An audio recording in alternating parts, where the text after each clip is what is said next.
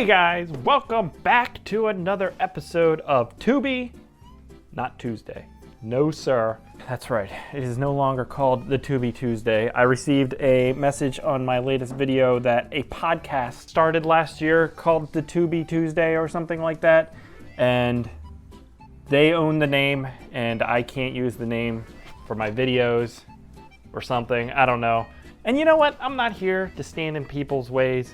I don't want to hold back their success of their podcast simply because when people search Tubi Tuesday, they find these mediocre videos. I don't want to be that guy.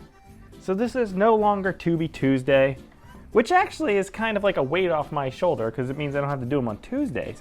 And now I guess it's just like Tubi today or Tubi, I don't give a fuck.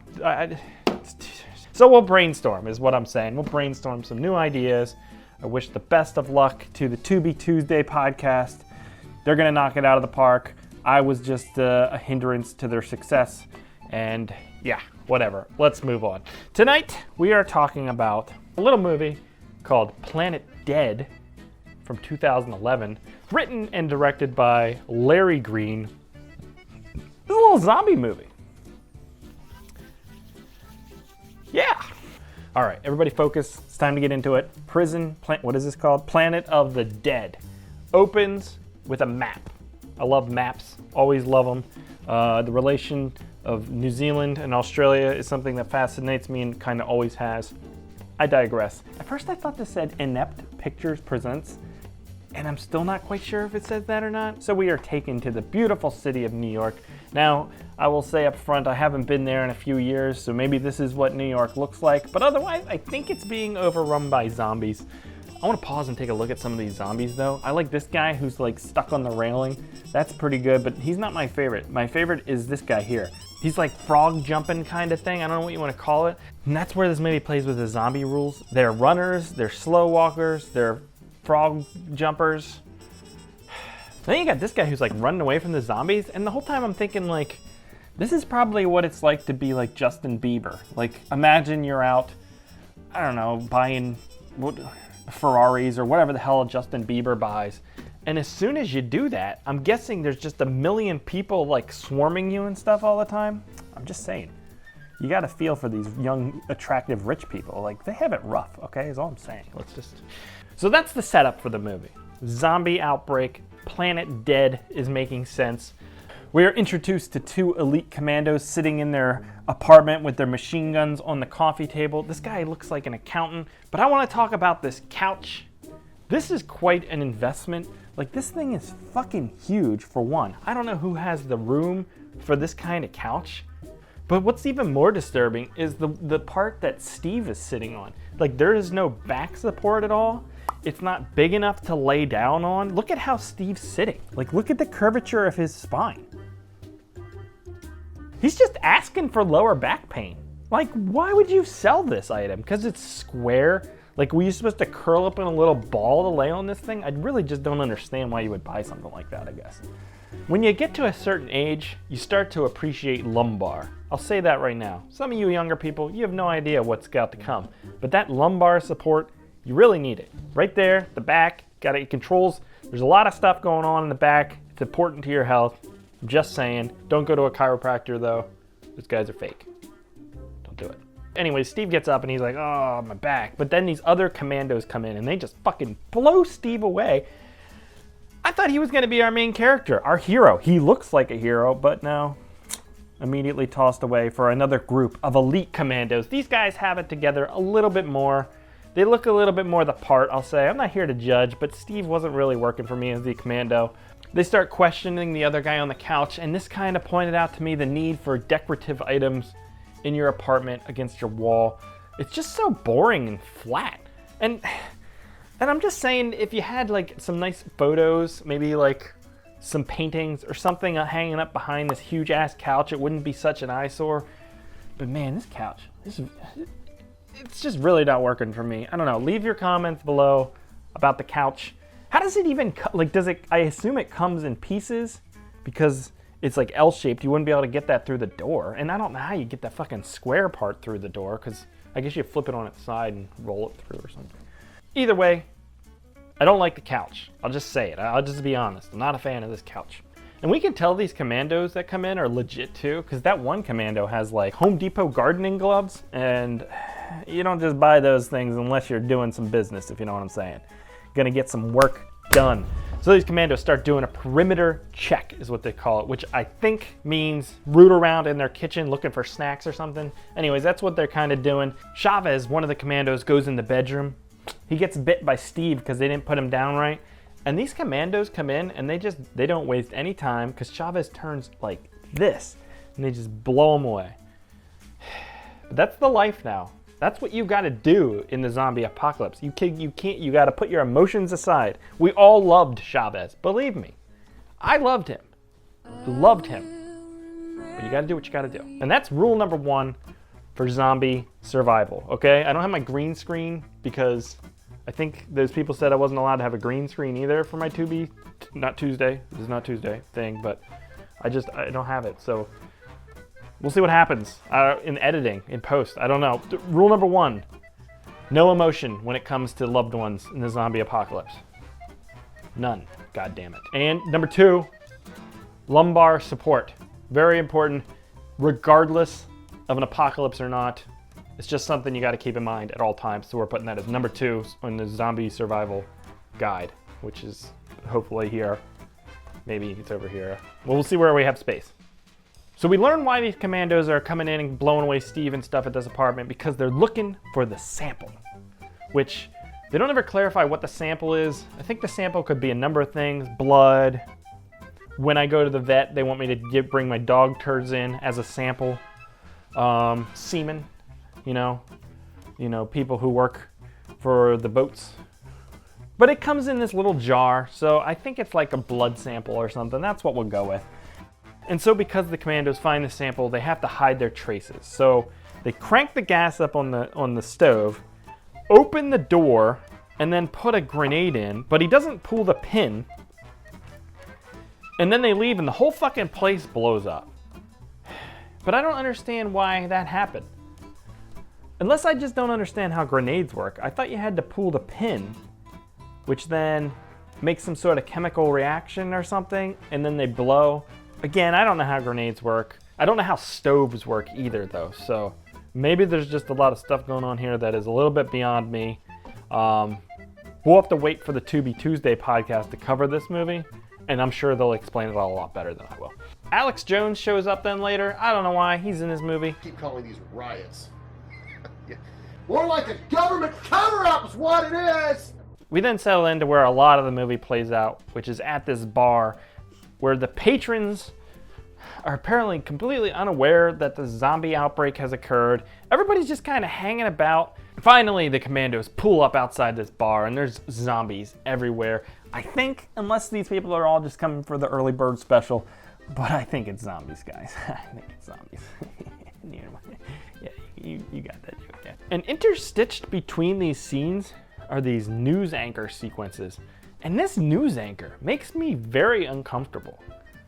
He stares for a long time, and he doesn't blink ever. And all I can think about is how dry his eyes are. Have you guys ever tried to not blink? It is awful. His eyes have to be like a fucking desert, is all I'm saying. Like, just moisturize, just get it in there. I can't. But maybe this is like a me thing, but when people are doing weird things in movies, like they're not blinking or they're like breathing weird or holding their breath, I start to do that, and then it like freaks me out. So like when this guy wasn't blinking, like I all of a sudden started like thinking about how now I need to focus on my blinking, and if I'm not focused on it, it's not gonna happen. So now I like obsess over blinking, and now I can't stop thinking about the blinking. Does this not happen to other people? God damn it. There's also another reporter we cut to, and her audio doesn't match up at all, unless I was having a stroke while watching this thing. This is John White, reporting very close to downtown, which is truly chaos, unlike anything I have ever seen. And now we introduce a new character into this movie, Colonel Briggs. He asks the tough questions. When you take a shit, do you wipe upward or downward first? And then the nerds chime in about the nomenclature of the zombies, aka creatures, whatever. And hey, you know, nobody ever asked the zombies what they wanted to be called. It's a fair question, right? Well, your people are calling them creatures, and the people outside are calling them zombies. Who? Well, the whole... Who gives a fuck what they're calling them? Do you think if this ever happens where we have zombies in the real world, we'll call them zombies? Because a lot of times in movies, they like act like people don't know what zombies are. I'm like, you're in a fucking zombie movie. Everybody knows what a zombie is in real life. So if it happens in movie life, people should know about it, right? And that's kind of interesting to me.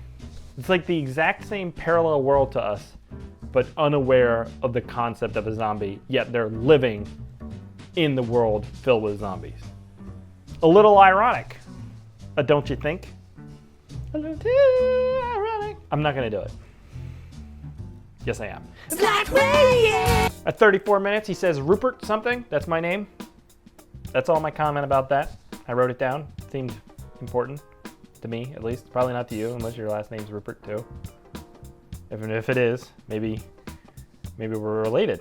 I need Henry, Rupert, Sarah, Michelle, and Kiera. We start learning a little bit about the commandos trapped at the bar. We got Lennox over here, who says, I don't plan. I execute and kick ass. which is a way to go about in life, I guess. Although, can you imagine Lennox going to the grocery store? He's probably just buying so much shit that he doesn't end up using and wasting, which is not what we need in this world. You need to think. You need to plan before you go to the grocery store. You gotta have a list. Believe me, I do it every week. Go with a list, and even then, even when I have a list, I end up buying shit that I probably didn't need, and then it'll go in the fridge, and then it'll go bad, and I end up throwing it out. And I just can't imagine going to the grocery store without any sort of plan. And how do you kick ass at the grocery store? Because I assume like in the grocery store, kicking ass equates to like, I'm saving a lot of money, but getting a lot of good products. Or, I just did that really quickly. And both of those things, I feel like you need a plan for. Maybe I'm getting hung up on this. I might be getting hung up on this. Let's just move on. This is Lennox though. He doesn't plan, he only kicks ass. We get this really cool action scene where they're trying to get to a van then, outside the bar. But they do this amazing stunt sequence where a guy jumps from the roof of one vehicle onto the other one. And during this time, apparently the zombies all glitch out as well, since when he jumps onto the other vehicle, all of them are gone. Then we're back with Colonel Briggs and the scientists, and he apparently in his off hours is a chiropractor. He starts doing some chiropractic work to this scientist lady. Now you listen, you scientist. If you get loud with me again, I will kill you. This is like some Trump level shit, right? Like, I don't know, I feel like I would rather listen to the scientists talk about the zombie outbreak than the military guy. I don't know, it is a double-edged sword there, right? Like, in that scenario, you want the scientific facts about this situation, but you also want the protection of the military. Huh, it's almost like the world isn't in black and white, but shades of gray. That's very deep. You're welcome. That's what you get here, not on Tubi Tuesdays, of course. On whatever we call this show going forward, is anecdotal notes about life, and sofas and grocery stores. That's what you come to for Bad Movie. I don't know what I'm saying. The Colonel relays a sad, touching story about his family. Apparently, his wife was cooking dinner, cutting potatoes, when some sort of zombie occurrence happened, and he had to use the kitchen knife to decapitate his son. I hope he washed it when he went back and cut the potatoes, though, like, because that's got to be unsanitary. That's sad, though. There's a couple times in this movie there where they reference how the zombie virus happened. At one point, the nerd people say, it's airborne, meaning it's in the air. But then another time, they say, it spreads through the bites. And I think it's probably both. But if it's airborne, is there really anything you can do about that? Like, if there was like a big virus that was spreading around the globe, like, what could you do to protect yourself if it's in the air or if it comes from people who are infected via the air? Oh, I got an idea. Like, what if we all put on masks that would block the spread of the little droplets that we come out of our mouth and nose? That would stop the spread of the virus. It's too political. Too political. We'll just all die from the zombie disease. Okay, it's easier that way than wearing the mask. I mean, I don't know, who's got time to put a piece of cloth over their face if they go to the grocery store? Not me. Certainly not Lennox, because he's not planning ahead. You know, he's just kicking ass. Kicking ass. Although Lennox seems to be turning a new leaf over, because this guy gets bit, but then Lennox tells him, "You're gonna come with us." Which sounds to me like a little bit of planning there, Lennox. I know it goes against your character, but that's kind of what it sounds like. It's okay, we're all here to grow and be better people, and I think planning is a good skill to have, so I applaud Lennox and his growth as a person. I think it's a good thing to see. I think we should all thumbs up to that there, Lennox. We get some more grenade action. This dude does a fucking forward roll. Have you ever done a forward roll? Like, yeah, I did them when I was like 15 years old, maybe. Like the last time I did a forward roll was like in the summer of like 2003. And I was like 15 years old and I was like, yeah, I still got it. But nowadays, there is no fucking way I'm doing a forward roll. Although I did ride my kid's scooter the other day and I wrecked it pretty good. And I tumbled. And I was all right. So I don't know what that says about me. I don't know. Why was I talking about this? What happened? Oh yeah, the guy did a forward roll because he threw a grenade. It's a pretty badass move that you would expect from an elite commando squad. The whole fucking building blows up though when he does this. Everybody gets out just in time, even though they run through the flames. But you see that a lot in movies where people just kind of run through the flames and they don't really affect you. If my house burns down and I can't run through the flames without being killed, I'm gonna be pissed off those last moments of life where all those movies were lying to me and I couldn't just run through the flames and be fine. When this thing blows up too, there's a goddamn Dodge Charger out front. The whole fucking building explodes. This Dodge Charger though, doesn't move at all. And I thought only Chevys were solid as a rock. That's a car joke from a commercial, like from the 90s. It's a good one. Okay guys, it's time to get real though. Like we've been kidding around with things. But this next scene that we need to go over, it's intense. It's scary. I just want you to be prepared for what you're about to see, okay?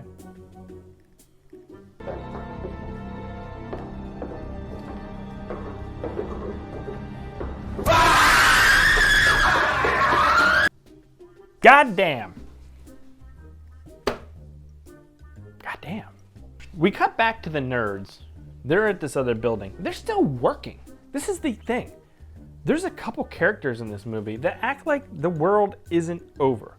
The bartender lady is constantly tending bar, even though the world is over and everybody's kind of stuck here because there's zombies everywhere. The nerds, they're still typing away. I don't know what they're doing. It's done. We're getting close to the dramatic conclusion of this movie. Two of the mercenaries go outside to have a heart-to-heart discussion. Wish I could tell you what they said, but the audio was so goddamn bad outside. Beautiful footage though. I'm sure it was a lovely and touching sequence. We're better off on our own. We're not leaving anyone behind. What's the problem, Lennox? You want to be a big hero? Go deep in a couple of those ladies downstairs? And then around an hour into this hour and 15-minute movie, I guess they forgot that this thing needs to end, so all of a sudden the one commando guy turns bad for a few moments. The whole place is overrun with zombies. Just when you think it's over, they blow up the whole building. Again, I think it was the same building or maybe a different one, I don't know. They blow up this building now. Everybody gets out, even the commandos who were inside when the massive explosion happened. It's okay, and that's what we call the magic of film, you know, to not really have any sort of consistency or make a plot that makes any sense with characters, choices, decisions, and actions and reactions, and good filmmaking. And after they blow up this building, it appears as though all the zombies are now gone, which is good because that leaves room for the shitty CGI helicopter to come down and land and save everyone. We also get these CGI jets that fly over New York City and blow it up, which was actually, you know, pretty cool, pretty fun. And then the movie ends with the science nerds saying they might have a chance to save the people that have turned. They're not sure, but they're willing to give it the college try. And god damn it, That's what I'm looking for. Effort. You know what I mean? At least you tried. That's all you can do sometimes, is just try. To save those who are infected. As far as those who have turned, I'm not sure, but we can try. What a feel-good movie. What a time to be alive. Planet Dead. It's short. It's a brisk movie. It's a lot of stuff going on. Lots of zombie action. Lots of explosions. Great time. It's all on Tubi. And you can watch that today. So that's going to do it for this week's episode. There might be one next week. It might be one in 2 weeks. I haven't decided yet because these things take fucking forever to put together. So if you liked it, then please leave a comment, leave a like, all that crap. And let me know what I should name the show going forward. To be or not to be? That is the question. That's a pretty good name, right? I don't know. Okay, we'll catch you here next time, guys. Goodbye.